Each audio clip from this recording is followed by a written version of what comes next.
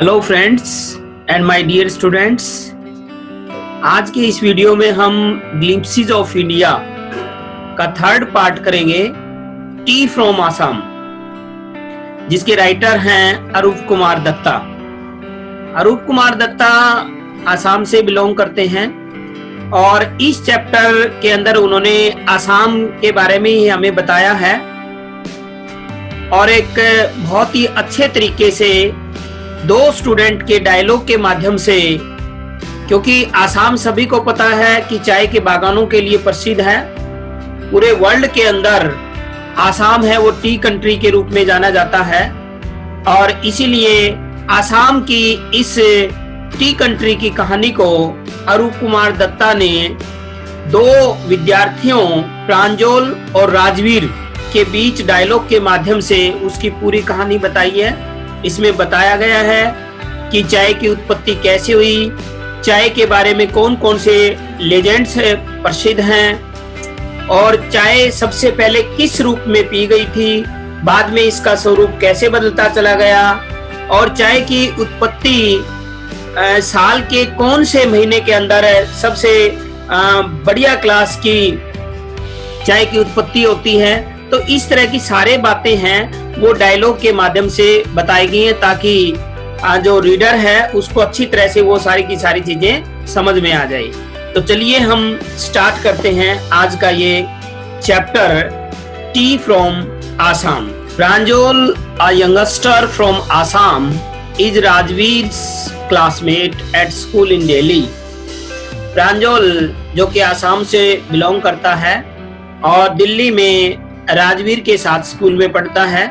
Pranjal's father is the manager of a tea garden in upper Assam. Pranjal के जो पिता हैं वो अपर आसाम, जो ऊपरी आसाम है, उसके अंदर टी गार्डन के मैनेजर के तौर पे कार्यरत हैं। And Pranjal has invited Rajvir to visit his home during the summer vacation. अब प्रांजल ने राजवीर को निमंत्रण दिया है कि समर वेकेशन के अंदर वो उसके घर जाए। और जब चैप्टर स्टार्ट होता है हमारा तो दोनों स्टेशन के ऊपर गाड़ी के अंदर बैठे हुए होते हैं। राजवीर और प्रांजल के घर जा रहे होते हैं। गरम चाय a vendor called out in high pitched voice. तो वहां स्टेशन के ऊपर एक वेंडर होता है, जो सेलर कोई भी सामान बेचने वाला होता है। तो वेंडर आवाज लगा रहा है ऊंची आवाज के अंदर कि गरम चाय ले लो। He came up to their window and asked, चाय साहब। वह उनकी खिड़की के नजदीक आता है जहाँ पे प्रांजल और राजवीर बैठे हुए हैं और उनसे पूछता है, साहब चाय लोगे? Give us 2 cups, प्रांजल said। इस पर प्रांजल ने कहा कि हमें 2 कप चाय दे दीजिए। They sipped the steaming hot liquid. और क्योंकि चाय बहुत स्टीमिंग हॉट लिक्विड, चाय बहुत ज्यादा गर्म थी, इसलिए वो सिपिंग करते हुए धीरे धीरे चूस कर चाय पी रहे थे। Almost everyone in their compartment was drinking tea too. लगभग पूरे कंपार्टमेंट में, कंपार्टमेंट का मतलब जो रेल का डिब्बा होता है, पूरे डिब्बे के अंदर हर कोई चाय पी रहा था। Do you know that over 80 crore cups of tea are drunk every day throughout the world, Rajveer said। चाय पीते पीते राजवीर ने प्रांजल से कहा, Do you know, क्या आप जानते हैं that over 80 crore cups of tea, कि 80 करोड़ से भी ज्यादा चाय के कप है रोजाना पिए जाते हैं throughout the world, पूरे संसार के अंदर। Exclaimed Pranjal, T really is very popular. और इस पर प्रांजल को बड़ी हैरानी हुई। उसने कहा, अच्छा, T really is very popular, चाय, इसका मतलब चाय वास्तव में बहुत ज्यादा लोकप्रिय है। The train pulled out of the station. और इस तरह से ट्रेन है वो स्टेशन से चल पड़ी। Pranjal read his note in his detective book again. Pranjal क्योंकि वो डिटेक्टिव बुक्स पढ़ने का शौकीन था और इसलिए वो फिर से अपनी डिटेक्टिव जासूसी की बुक है वो पढ़ना शुरू कर दिया उसने। Rajvir too was an ardent fan of detective story. हालांकि राजवीर भी क्या था, डिटेक्टिव स्टोरी पढ़ने का बहुत ज्यादा शौकीन था. But at the moment he was keener on looking at the beautiful scenery. लेकिन इस वक्त उसका ज्यादा जो उत्सुकता थी वो थी looking at the beautiful scenery.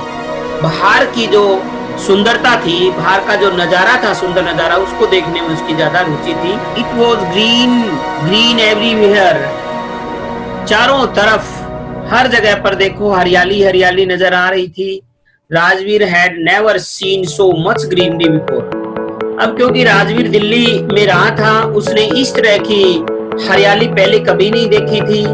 Then the soft green paddy fields gave way to the tea bushes. और उसके बाद में पैडी फील्ड से जो धान के खेत थे, धान के खेतों के बाद में टी बुशेज, चाय की जो झाड़ियां हैं वो दिखाई देनी शुरू हो गई. It was a magnificent view. और ये अपने आप में एक बहुत ही मैग्निफिसेंट शानदार दृश्य था.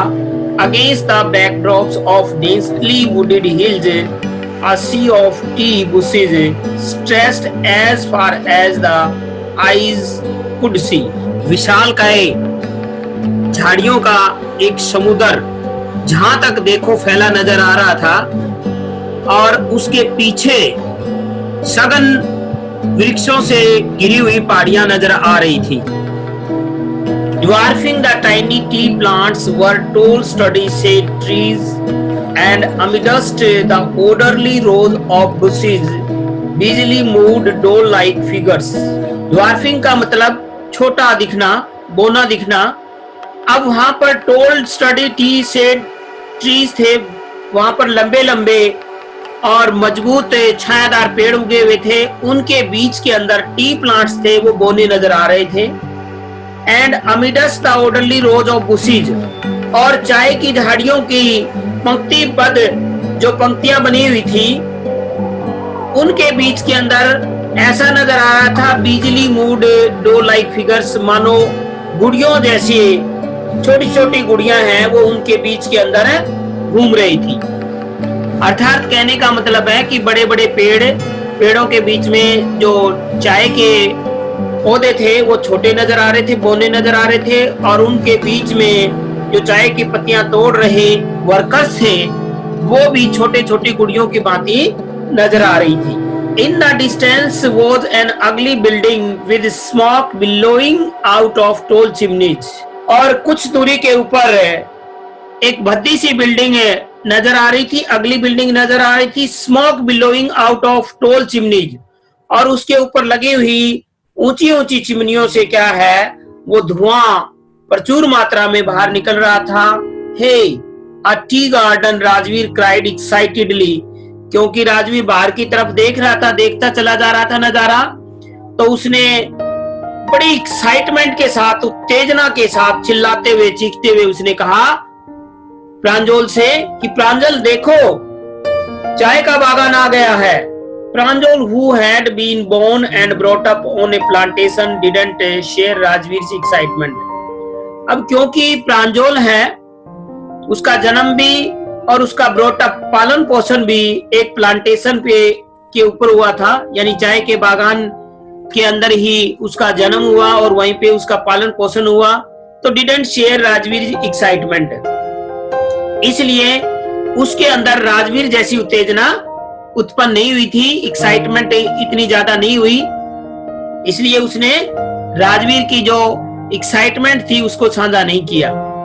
ओ this is tea country now, he said. Rajveer ने फिर कहा, अरे ये तो चाय का देश आ गया है. Assam has the largest concentration of plantation in the world. Concentration का मतलब होता है क्लस्टर, जहां बहुत सारी चीजें एक साथ इकट्ठी हों. तो आसाम संसार के अंदर चाय के बागानों का सबसे बड़ा समूह माना जाता है. यहाँ जितने चाय के बागान हैं उतने पूरे संसार के अंदर कहीं पर नहीं पाए जाते. You will see enough gardens to last you a life time. यहाँ पर आपको इतने चाय के बागान मिलेंगे कि शायद उनको देखते देखते आपका पूरा लाइफ टाइम, पूरा जीवन निकल जाएगा, लेकिन चाय के बागान खत्म नहीं होंगे। I have been reading as much as I could about tea, Rajvir said. Rajvir कहने लगा कि चाय के बारे में जितना हो सकता था उतना मैंने पढ़ा है।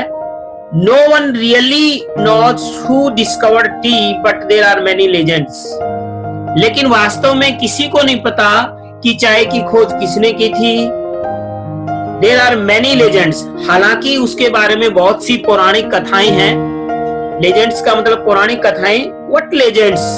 Well, there is one about the Chinese emperor who always boiled water before drinking it. तो प्रांजल कहने लगा किस तरह की पौराणिक कथाएं?